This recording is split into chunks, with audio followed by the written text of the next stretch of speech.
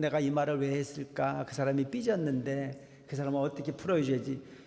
그런 사람 많잖아. 차라리 내가 크게 잘못한 것 같거든 전화해. 그리고 상대방이 뭐 어쩌저쩌 해들어 끊어버리면 또 전화하고 또 전화해가지고 내가 할 소리만 다 하면 돼. 그러지 말고 내가 하고 나면 그놈이야 듣든지 말든지 내가 할 말 다 하고 나면 후련할 거 아니에요. 그래 안 그래? 그 사람이 잘 사는 거잖아요.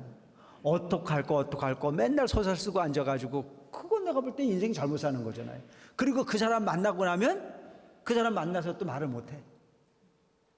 그러니까 여러분들이 이 불교 공부를 해서 마음이 편안해진다는 자체는 모든 소원이 모든 욕구가 다 채워져서 행복해지는 부분이 아닌 그 법칙과 원리를 알고 나면 아무것도 아닌 거예요. 그 법칙과 원리를 알고 나면. 그러니까 마음으로부터 하심하고 마음으로부터 여유로워지고 나면 얻어서 채우는 것만큼 여유로울 수 있는 거예요.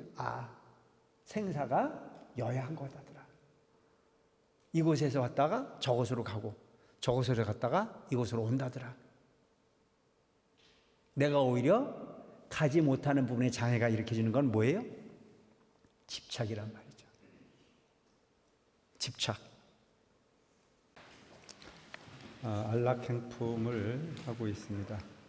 안락행에 대해서는 계속 설명을 합니다만은 부처님께서 문수보살에게 앞으로 당신이 없는 세상에 법화경을 전할 때 문수보살이 어떻게 법화경을 전해야 되느냐라고 하는 질문을 했을 때 네 가지의 안락행에 의해서 법을 전하라 이렇게 부축을 하신. 그래서 그 안락행을 중심으로 해서 그 전하는 방법을 지금 강의를 하고 있는 중입니다. 그래서 먼저 번에 그 말씀드렸던 내용이 불자가 설법하려거든 항상 유하하고 인욕하여 일체에 자비스러워서 게으름을 피우지 말지니라. 그러니까 불자가 설법을 하려거든 유하 부드러워야 된다는 얘기예요. 퉁명스럽게 할 것이 아니고. 대개 보면 어떤 사람이 뭔가를 좀 이렇게 많이 아는 것 같은 자만에 빠지면 가르칠 때 부드럽게 가르치기보다는 퉁명스럽게 가르치는 경우가 많잖아요. 유하라, 부드럽게 가르치고. 누군가가 어떤 이야기를 할 때 잘 못 알아듣더라도 인욕하라 이거예요. 인욕. 가르치는 사람이 부드러워야 돼요. 그래서 가르치는 사람이 너무 고자세로 내지는 내가 많이 알고 있다라고 하는 자만심에 빠져서 가르치다 보면 배우는 사람의 입장에서는 주눅이 들어야 안 들어야? 주눅이 든단 말이죠. 주눅 들게 그렇게 하지 마라. 그런 뜻인 것 같아요. 일체에 자비스러워서 게으름을 피우지 말지니라. 자비가 바탕이 돼야 된다는 얘기예요. 자비가. 그러니까 우리가 측은지심을 일으켜야 되는 거거든요. 스승이 제자를 가르칠 때 자비심이 바탕이 돼야 돼. 어떻게 하면 하나라도 좀 더 쉽게 가르쳐 줄까? 어떻게 하면 자존심 상하지 않게 정말 제대로 가르쳐 줄까? 그가 생각하고 있는 부분이 또 굴절되어진 부분으로 잘못 인식되어지는 부분이 아닌 정확하게 가르쳐 주려고 하는. 그래서 측은지심을 바탕으로 가르쳐야 된다. 우리가 선생님들도 그렇잖아요. 제자들이 잘 알아먹으면 가르치는 사람도 기분 좋고 배우는 사람도 기분이 좋은데 가르쳐도 못 알아먹으면 짜증이 나야 안 나야? 안 해본 사람은 말하지 말아요. 그런 경우가 있잖아요. 대개 보면 이제 이렇게 시골에서 농사를 짓거나 그러면 부부가 대개 일을 하는 경우가 있잖아요. 근데 남자들은 일이 능수능란해. 힘도 있고 많이 해봤으니까. 어쩌다가 부인하고 부부가 같이 일을 하는데 그가 잘 일머리를 못 알아먹거나 그러면 막 짜증을 내거든요. 그러면 짜증을 내면 그 일 도와주는 사람이 뭐라고 그래요?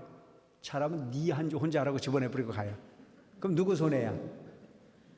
누구 손해야? 그러니까 그런 부분이 그래서 가르친다라고 하는 부분은 사실은 그렇게 내가 알고 있는 부분을 누군가에게 가르치는 부분이 그렇게 쉬운 건 아니에요. 그래서 그걸 할 때는 반드시 항상 유아선순하게 착해, 부드러워야 돼. 그리고 인욕을 해야 돼. 그리고 자비심이 바탕이 되어야 되는 부분이고. 그러니까 내가 알고 있는 부분을 누구에게 가르칠 때도 힘이 들어요, 안 힘들어요? 힘들잖아요. 그럼 귀찮을 때가 있어. 그러니까 게을러지는 거거든. 야, 제자는 뭔가 배우려고 생각을 하는데 스승은 다음에 하자. 뭐 다음에 하지. 그런 경우가 생길 수 있잖아요. 뭐 이번 같은 부분도 나도 사실 또 그런 생각이 좀 들더라고. 꼭 가야 되나? 뭐 다음에 해도 되는데. 여러분들도 그렇게 생각했을 거예요. 그냥 쉬는 김에 좀 쉬지. 비도 오는데. 뭐 그런 생각할 수 있잖아요. 그러니까 배우는 사람도 게으르고 가르치는 사람도 게으르다 보면 날 새는 거잖아요. 그런데 이제 힘들고 좀 그렇더라고 하더라도 쇳불도 당김에 빼랬다고 이 부분이 자꾸 안 해도 된다, 하지 않아도 될 일을 그냥 한다, 이런 쪽에 생각을 하다 보면 가르치는 사람도 배우는 사람도 게을러질 수밖에 없는 것은 당연한 거 아닐까. 그러니까 부처님 공부하는 부분 자체는 그게 뭐 가끔 이제 우리가 그런 얘기도 하잖아요. 그거 한다고 밥이 나오냐 떡이 나오냐 그러잖아요. 근데 너무 우리가 병이 들은 거예요. 병이 들어도 심각한 병이 들은 게 뭐냐면 물질적 부분의 욕구를 채우는 부분에만 혈안이 되어 있지 가장 가치 있는 부분이 뭘까라고 하는 쪽에 생각을 하는 데는 인색하다는 거죠. 돈은 벌어도 두고 갈 일이고 권력도 사용하다가 두고 갈 뿐이지 가져가는 건 아무것도 없어요. 그래 어저께 제가 이제 그 정멸보궁을 올라가면서 혼자 그러니까 이제 가끔은 그럴 필요가 있어요. 옛날 큰 스님 말씀이 이렇게 생각이 나는 거예요. 큰 스님 설법하실 때 이 법을 듣고 연구해라. 항상 이 법을 들어라 이렇게 말씀을 안 하시고 이거 오늘 하는 법문 듣고 잘 연구해 이렇게 말씀해요. 연구를 한다는 얘기는 뭐예요? 궁리한다는 얘기잖아요. 분석하고 네가 가지고 있는 그 부분에서 들은 거에서 끝내지 말고 들은 부분을 더 깊이 있게 생각해보고 그러라는 얘기잖아요. 그래서 이제 그 생각이 문득 떠올라와가지고 원래 이제 누구하고 같이 뭐 이야기를 하거나 그랬을 때 연구는 안 되잖아요. 혼자 궁리를 해보고 이렇게도 해보고 저렇게도 해보고 이 생각도 해보고 저 생각도 해보고 하는 부분이 이제 그런 뭐 응용의 효과를 누릴 수 있는 부분이어서 왜 살까 하고 생각해. 왜 살까? 내가 도대체 여기 수십 년을 와 살았는데 뭘 얻었나 싶은 생각이 드는 게 참 깝깝하대요. 수십 년을 살았는데 아무것도 없는 거라. 그러면 여기 안 살았으면 뭐 할 건가 요 생각을 했어. 내가 여기 안 살고 딴 걸로 살았어도 그 시간은 갔을 건데 뭘 했을까라고 생각해 보니까 도끼인 객끼이야. 뭐 거기가 살았어도 그렇고 그러면은 우리가 밖에 살아서 많은 인연을 맺고 경제적으로 넉넉함을 갖고 좋은 환경을 만들었다 치더라도 부모하고 분리해 나올 때 그 순간이고 평생 버리적거리고 많이 남겼다 적게 남겼다 뭐 온갖 다 했다고 하더라도 궁극에는 이제는 죽음이라고 하는 문턱에 다다라갈 때는 올 때 그 모습으로 돌려놓고 가는 게 인생이다 싶은 생각이 들더라고요. 연구 잘했죠? 올 때 아무것도 안 갖고 왔어요. 아무 생각 없이 왔어요. 근데 살면서 복잡해져요. 살면서 너무 많은 고민에 빠져 있었고 너무나 많은 생각에 빠져 있었고 근데 그 생각이 왜 고민이 되고 왜 생각이 많아졌을까요? 왜? 뭐 때문에? 결론은 탐심이야. 오늘 먹었으니까 또 다른 걸 먹어야 되고 오늘 알았으니까 더 좋은 걸 알아야 되고 뭐 이런 부분이 그러니까 우리가 흔히 보면 너 자신에 속지 마라 이거예요. 사라지는 부분들이 잘못하면 허무주의에 빠질 수도 있는데 허무주의로 가라는 얘기가 아니고 지나간 거 오지 않을 거 너무 거기 집착하지 말고 현실에 최선을 다하고 사는 것 자체만이 가장 견고한 삶이고 남는 삶일 수 있다는 얘기입니다. 아시겠죠? 고민하지 말아요. 지나간 거에 발목 잡히지 말아요. 그래서 공이란 말이에요. 그래서 올 때 아무것도 없이 그냥 왔고 죽음이 두렵다라고 하는 부분에 대해서 생각을, 죽음이 두렵다. 죽음이 왜 두려워요? 왜 두려울 것 같아요? 오늘같이 못 사니까. 오늘 같은 날은 내일 없다는 쪽에 생각을 하니까 불안한 거고, 현실은 두 발을 딛고 현실을 인식할 수 있는데 죽음의 상태로 가면 그게 없어진다는 쪽에 생각을 하니까 그럴 수도 있어요. 근데 그것도 결론은 뭐에서 온 거죠? 탐심에서 온 거잖아요. 탐심에서. 내려놓고 나면 올 때의 그 마음과 갈 때의 그 마음이 다르지 않은 마음으로 가면 된다. 그런 마음이 좀 편안해질 수 있어요.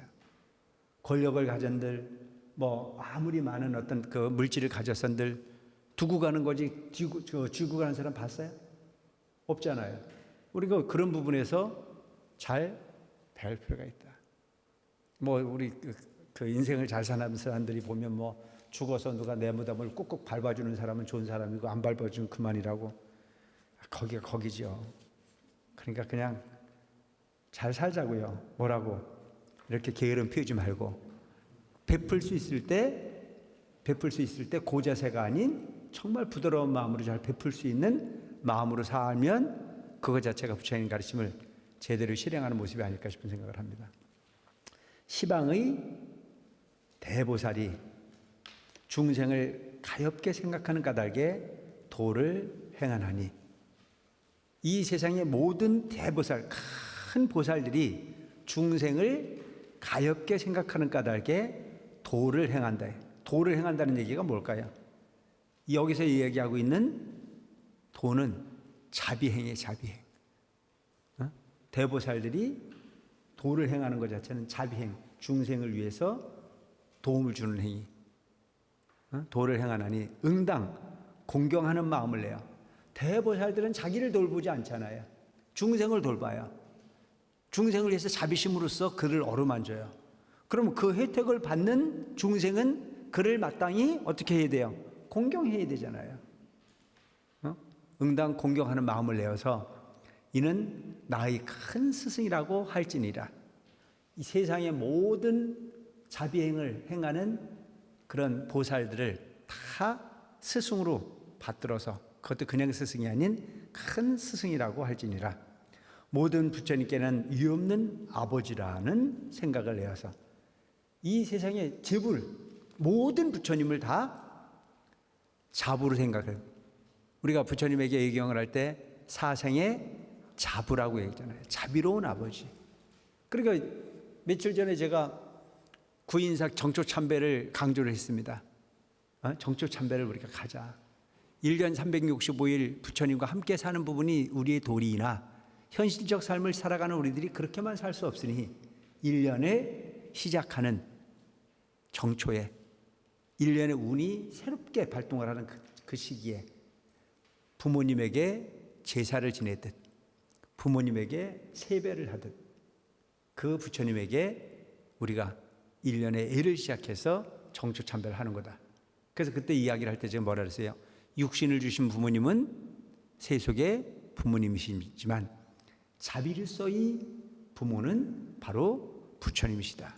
정신으로서의 가르침은 부처님의 가르침을 우리가 중심을 두었을 때 가장 견고한 나일 수 있다. 그러니 우리 정초참배를 가자 이런 얘기를 했잖아요.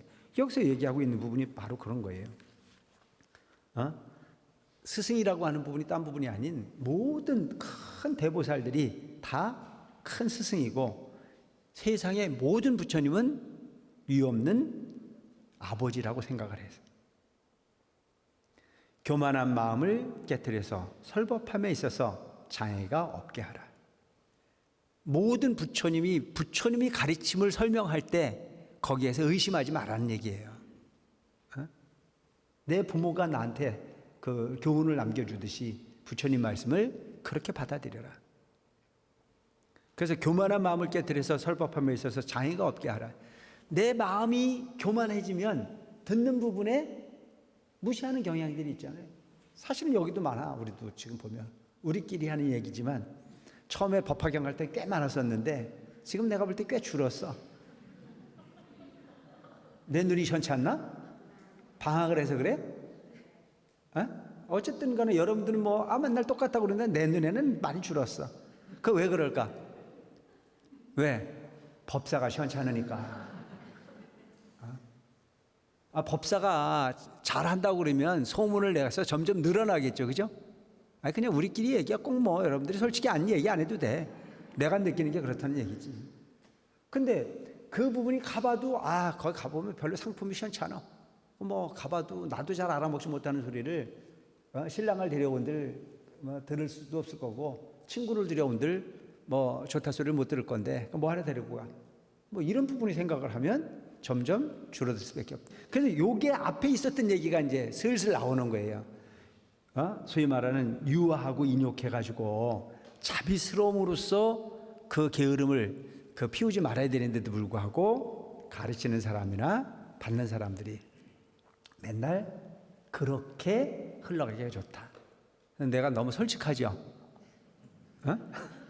그래서 여기서 보면 듣는 사람도 하는 사람도 듣는 사람도 거만하거나 교만하지 말아야 된다. 그래서 교만한 마음을 깨뜨려서 설법하면서 장애가 없게 해라.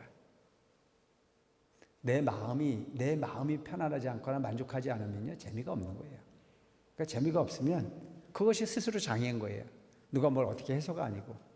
그래서 이만해도 다행이다 싶은 생각을 하고 살면 세상은 살만한 세상이 되는데, 그보다 더 큰 목표를 자꾸 정하면 그 부분이 점점, 그래서 참 세상 만사는 생각이 팔자에 생각이 팔자. 이제 가끔은 이제 우리 스님들끼리 스스로 이루려 하는 게 뭔 줄 아세요? 부처님은 5비구를 대상으로 강의도 하셨는데, 5명 놓고도 강의를 하셨는데, 그만하면 많지. 그래 안 그래? 그냥 그래. 제3의 법이 이와 같으니, 여기서 얘기하고 있는 제3의 법이라는 자체는 뭐냐면, 이 안락행을 설명할 때 신안락행, 구안락행, 의안락행, 여기서 얘기하는 것은 제3의 법이라는 자체는 의안락행이에요. 의안락행을 얘기하는 거다.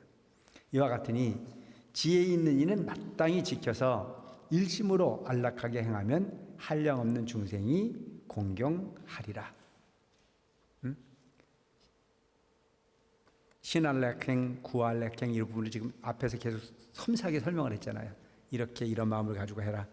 여기서는 보면 의안락행을 행하면 중생들이 마땅히 어떻게 해요? 공경한다 이거죠. 그건 저는 이제 가끔 좀 불편할 때가 있는 부분이 뭐냐면, 내가 알아서 뭔가 설명하는 부분이 아닌 그 부처님 말씀이라고 하는 부분을 잘 못 알고 설명할 수도 있잖아요. 그게 두려운 거예요. 이게 잘못 가는 부분이라면 좀 문제가 있는 부분이어서, 그래서 되도록이면 그 경전에 쓰여져 있는 내용을 중심으로 좀 읽고, 그 부분에서 부정적 부분보다는 긍정적 부분을 좀 이렇게 설명해 가려고 애를 쓰다 보면 최소한 큰 우는 범하지 않겠다, 그런 생각이 들어서. 근데 그런 부분은 아마 모든 사람들이 다 그래야 될 것 같아요. 어떻게 부처님 말씀을 100% 헤아릴 수 있겠습니까? 부처님이 되지 않는 한은 그럴 수 없잖아요.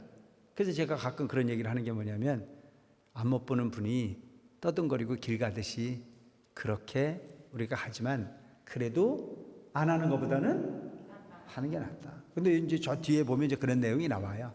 그런 내용이 설사 모른다고 하더라도 그걸 가다 보면 재불이 법이 옹호를 해서 충분히 그런 가핀을 함께 받을 수 있다. 그런 얘기를 많은 곳에서 하고 있습니다. 문수살이여, 보살 마하살로서 훗날 말세에 법이 멸하려고 할 때, 여기 나오잖아요. 문수살이여, 보살 마하살로서 훗날 말세에 법이 멸하려 할 때, 법이 없어지려고 할 때 법화경을 통달해 지니는 사람은 앞으로 재가인이나 출가인에게는 대자비심을 나타내고, 보살승이 아닌 사람에게도 대비심을 내어서 마땅히 이렇게 생각할지니라. 이런 사람은 크게 실격한 것이니, 이게 무슨 얘기냐면, 여러분, 보살 마하살로서 말세의 법이 멸하라고 할 때 법화경을 통달해 지니는 사람이 앞으로 재가인 여러분들이나 출가한 스님에게는 대자비심을 나타내고 보살스님이 아닌 이 법화경이라는 경전은 누구를 위한 경전이라 그랬어요? 보살을 위한 경전이라 그랬죠. 근데 여기서 이야기하고 있는 보살스님이 아닌 사람은 어떤 사람이에요? 성문이나 연각을 얘기하는 거죠. 성문이나 연각의 수준. 그럼 이런 사람들은 법화경 들을 수 있는 자격이 있는 사람입니까? 없는 사람입니까? 법화경은 보살을 위한 경전이라고 전제했거든요. 보살을 위한 경전이라고 얘기를 했는데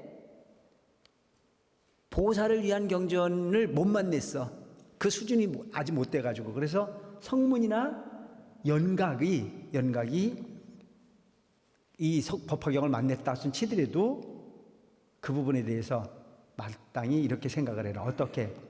이런 사람은 크게 실격한 것이니. 실격이라는 자체는 뭐예요?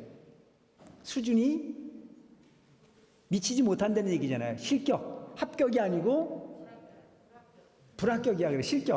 실격이 있으니 열애께서 방편으로 근기에 따라서 설법하심을 듣지도 못하고 알지도 깨닫지도 묻지도 믿지도 이해하지도 못하나니 이 사람이 비록 이 경을 묻지도 믿지도 이해하지도 못할지나 내가 안육다라 삼맥삼보리를 얻게 될 때 어디에 있을지라도 신통력과 지혜력으로 이끌어서 이 법 가운데 머무르게 하리라. 뭔 얘기인지 알겠죠? 나는 임무 끝이야. 앞에서 얘기했던 부분이 난 불안하다 그랬잖아요. 난 알지 못하는 부분이 많고 법화경을 완벽하게 이해하지 못하면서 우리가 공부를 하고 있는 상황인데 여기에서 이런 부분을 한 칼에 딱 해결해 주셨어요. 뭐라고? 보살을 위한 경전이 법화경인데 그 수준에 도달하지 못한 실격한 자, 그 법화경을 듣지도 못하고 믿지도 못하고 깨닫지 못하고 수준도 못한 수준이 안 되는 그런 사람들도 여기서 안육다라 삼맥삼보리를 얻게 될 때 어떻게 한다고요? 신통력과 지역으로 이끌어서 이 법 가운데 머무르게 하리라. 그러니까 무슨 얘기냐면 신경 쓰지 마라 이거예요. 열심히 하면 다 부처님의 가피를 얻을 수 있다 없다? 있다. 이런 좋은 경전이 어디 있어요? 이런 좋은 공부가 어디 있어요? 행복해요, 안 행복해요? 안 행복한데 내가 억지로 행복하라고 하는 거하고 똑같다. 그건 내용이 그렇지, 내용이. 여기서 보면 이게 참 대단히 우리들에게 어마어마한 그 법화경이라는 경전은 우리가 처음 시작할 때부터 항상 어떤 부분을 줬냐면 능력 이런 거 따지지 마라. 내 스스로가 아니다, 부족하다 이런 부분들이 너무 지나쳐도 그게 희망이 없는 사람이에요. 그게 너무 넘쳐도 문제지만 너무 아니어도 문제라는 거예요. 그런데 이 부분에서는 그냥 개의성불도야. 마음만 다해라. 그 수준이 안 된다고 해갖고 너무 자격지심 갖지 마라. 열심히 하면 다 된다. 그래서 여기서 보면 이렇게 이제 면죄부를 주지 않습니까? 문수살이요. 이 보살 마하살로서 열애가 멸도한 후에 이 제4의 법을 성취하는 이는 제4의 법, 여기서 제4의 법이라는 자체는 서원안락행을 말해요. 서원안락행. 제4의 법을 성취하는 이는 이 법을 설할 때에 과실을 범함이 없게 할지니라. 항상 비구, 비구니, 우바세, 우바이와 국왕, 왕자, 대신, 인민, 바람은 거사 등이 공양하고 공경하며 존중하고 찬탄하리라. 또 허공에 사는 모든 천신이 법을 듣기 위하여 항상 따라 모시리라. 만약 마을이나 성읍, 한적한 곳이나 숲속에 있을 때 어떤 사람이 찾아와 어려운 질문을 할지라도 모든 하늘이 주야로 항상 법을 위함으로 이를 호유하여 듣는 이에게 다 환희를 얻게 하리라. 왜냐하면 이 경은 일체의 과거, 미래, 현재의 모든 부처님께서 신통력으로 두호하기 때문이니라. 그래서 두호한다는 자체는 혼염한다는 얘기예요. 부처님께서 항상 보호를 해준다. 문수살이여, 이 법화경은 한량없는 나라에서 이름만이라도 얻어 듣기가 어렵거늘 하물며 얻어보고 통달해 지니며 독송함이랴. 그러니까 법화경이라고 하는 부분이 경전이 얼만큼 소중한 거냐라고 하는 부분을 또 이제 강조를 하고 계세요. 법화경이라고 하는 이름만 들어도 그것은 듣기가 어렵다는 얘기예요. 여러분 이거 이해가 됩니까? 아니, 지금같이 밝은 세상에 법화경이라고 하는 부분이 이름만 듣기도 쉽지 않다라고 하는 부분을 이야기를 하잖아요. 근데 이 부분이 이해가 돼요? 이해가 안 돼요? 아니, 이해가 되죠. 왜냐하면 2500년 전에 부처님께서 말씀을 하고 계시는 부분이기도 하나 2500년이 지난 지금도 지구촌에 있는 지구촌에 있는 사람들을 대상으로 법화경이라고 하는 부분이 말 한마디를 듣는 사람이 몇 명이나 있을까요? 들어도 들은 게 아닌 사람이 더 많잖아요. 그럼 다 거두절미하고 대한민국에 있는 사람들만이라도 불자가 몇 명이나 되겠습니까? 불자 중에서 법화경 경전 한번 제대로 들어본 사람 별로 없을걸요.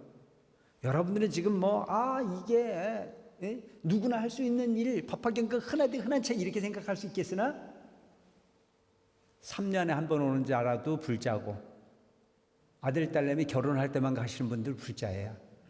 그런 분들은 법화경이 뭔지 금강경이 뭔지도 몰라요.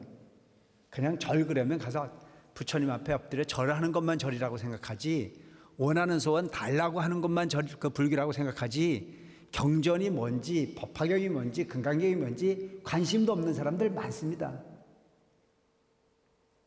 그런데 여러분들은 지금 법화경이라고 하는 부분을 맨날 끼고 다니잖아요. 그리고 여기서 보면 2500년 전을 생각해 보면 법화경이라고 하는 이름을 아는 사람이 몇 명이나 있었을까요? 거의 전무한 거예요. 그런데 여기서 보면 그런 부분을 말씀을 하시는 거고 미래세 아무리 시간이 많은 지난 이후에도 이 경전을 내 인생의 어떤 그 미래를 밝혀갈 수 있는 지침서 내지는 진리 어떤 부처님 가르침을 목표로 성취해야 되는 부분이 목표 이렇게 정하는 사람은 흔치 않을 거라는 얘기죠. 지금 현재 이렇게 인쇄술이 발달한 환경 속에서도 법화경을 수지하는 경우는 희귀한 일일 수 있습니다. 책이 없어서가 아니고 뭐 때문에 인연이 없으면 그렇다는 인연이 없어요. 아무리 지어줘도. 그리고 이 법화경 처음 시작할 때 우리가 그랬잖아요. 너가 부처라고 하는 사실을 아는 사람이 몇 명이나 있을까요? 불자들 중에 거의 꼽을 겁니다. 절에를 다니는 수많은 불자들에게 너가 부처야. 네 마음이 부처야. 라고 얘기를 한다면 그거 믿을 사람 몇 명이나 있어요? 여러분들은 믿어요? 여러분들은 믿겠지. 왜? 법화경을 했으니까. 근데 그렇게 공부를 하지 않은 사람, 우리 신도들 중에서도 이 공부를 제대로 하지 않은 사람들에게 네가 부처야 라고 얘기를 하면 빨갛지도 않은 소리 하고 어쨌다고 놀리냐고. 그럴 거 아닙니까? 여러분들도 지금 이 법화경이라고 하는 경전을 공부하기 전에는 그렇게 생각할 수도 있었을 거 아니에요. 부처는 앉아 계시는 분이 부처지 어떻게 나쁘고 부처 그래. 왜? 나는 백지한장을 가리면 깝깝하게 보지 못하는 사람이고 세상에 불안한 삶을 내가 살고 있는 게 난 거고 하는 것마다 안 돼서 내가 너무너무 힘들고 고통스러워서 그거 해결하려고 온 중생인데 어찌 나쁘고 부처라고 말하라고 해서 오히려 부처라고 말하는 사람을 물어뜯으려고 하는 경우도 있다는 거죠. 날 놀리냐. 그런데 우리가 이제 지금 법화경을 공부를 이렇게 해보고 나니까 이 세상에 되고 안 되는 부분은 별거 아니더라. 그건 잠깐 동안 인연에 따라서 나타나는 현상일 뿐이지 그 현상은 영원히 가져가는 현상이 아니더라. 그러니까 여러분들이 이 불교 공부를 해서 마음이 편안해진다는 자체는 모든 소원이 모든 욕구가 다 채워져서 행복해지는 부분이 아닌 그 법칙과 원리를 알고 나면 아무것도 아닌 거예요. 그 법칙과 원리를 알고 나면. 그러니까 마음으로부터 하심하고 마음으로부터 여유로워지고 나면 얻어서 채우는 것만큼 여유로울 수 있는 거예요. 아, 생사가 여야한 거다더라. 이곳에서 왔다가 저곳으로 가고 저곳으로 갔다가 이곳으로 온다더라. 내가 오히려 가지 못하는 부분에 장애가 일으켜지는 건 뭐예요? 집착이란 말이죠. 집착. 권력으로부터 못 놓고, 환경으로부터는 못 놓고, 인과로부터 못 놓고, 사랑으로부터 못 놓고, 원한으로부터 못 놓고. 그래서 이런 부분들이 나를 못 가게 하는 저해지. 내가 탈탈 털어버리고 아무것도 아니야. 그러니까 제일 잘 사는 사람들은요, 노래방 갔다 와서 노래방 잊어버리고 고유하게 사는 사람은 잘 사는 사람이에요. 근데 꼭 보면 공부 못하는 놈이 영어 시간에 수학책 펴놓고 고민하고 앉았고 수학 시간에 영어책 펴놓고 고민하고 앉는 거 똑같잖아요. 노래방에 가서는 놀지도 못해. 그런데 집에 와가지고는 내가 그 노래 한번 하고 오는 건데 그러고 앉았단 말이에요. 그거는 너무 인생을 잘못 사는 거예요. 그러니까 현실 속에 눈앞에 있는 부분을 잘 살고 잘 사는 걸로 끝내버리면 돼. 그 이미 지나간 부분에 대해서 미련을 두지 말고 사는 사람이 가장 잘 사는 사람입니다. 내일 소풍 갈 거면 소풍 가나 보다 그러고 잠 잘 자면 돼. 근데 소풍 가기 전에 전날 밤 새도록 소풍이야. 그리고 잠 하나도 못 자. 그리고 소풍 가가지고는 하품만 하고 앉았어. 아니 내가 어떻게 이걸 아냐고요? 내가 그랬으니까. 뭘 어떻게 알아? 근데 그걸 그냥 소풍이지만 우리 인생이 그렇다는 거죠. 우리 인생이 지나간 거예요. 발목 잡혀가지고 내가 이 말을 왜 했을까? 그 사람이 삐졌는데 그 사람은 어떻게 풀어줘야지? 그런 사람 많잖아요. 차라리 내가 크게 잘못한 것 같거든 전화해. 그리고 상대방이 뭐 어쩌저쩌 해들어 끊어버리면 또 전화하고 또 전화해가지고 내가 할 소리만 다 하면 돼. 그러지 말고 내가 하고 나면 그놈이야 듣든지 말든지 내가 할 말 다 하고 나면 후련할 거 아니에요. 그래 안 그래? 그 사람이 잘 사는 거잖아요. 어떡할 거 맨날 소설 쓰고 앉아가지고 그건 내가 볼 때 인생 잘못 사는 거잖아요. 그리고 그 사람 만나고 나면 그 사람 만나서 또 말을 못해. 그리고 헤어지고 나간다면 또 그 사람 만나면 어떡할 거 하고 고민해. 그러면 현실은 하나도 못 사는 거잖아. 지나간 거에 현재에 미래에 그냥 아무것도 아닌 한 부분으로 그냥 인생이 다 망가져가. 자, 그렇게 살다가 죽었어요. 그런 부분을 습으로. 그 사람은 그 다음 생도 그런 생이겠죠. 그러니까 우리는 어떤 삶을 살아야 되냐면 절도 있는 삶을 살아야 돼요. 절도 있는 삶. 수처 작주. 처해진 곳의 주인이 되라 이거예요. 눈앞에 있는 일에 재산을 달아야 돼요. 노는 자리에 가서는 노르라 이거예요. 내숭 떨지 말고. 절에 와서 기도하라 했으면 지금 현재 기도하는 자리에 최선을 다하면 돼. 근데 꼭 보면 집에서 설거지 안 해. 그리고 절에 갔다 와서 하지. 그리고 담궈 놓고 왔어. 그 여기 앉아가지고는 또 지금 공부하는 시간에 이놈의 설거지를 어떻게 하고 싶어가지고 그것을 나가 있어. 아니 그런 경우가 있잖아요. 그러니까 설거지는 설거지대로 못하고 공부는 공부대로 못하고 이게 연기야. 이게 연기가 무슨 뭐 죽었다 깨고 죽었다 살아나고 이것만 반복되는 것이 아니고 우리 삶이 그래. 유전 연기 계속 유전하는 거란 말이야. 매듭을 끊을 줄 알아야 된단 말이야. 다 끊어버리고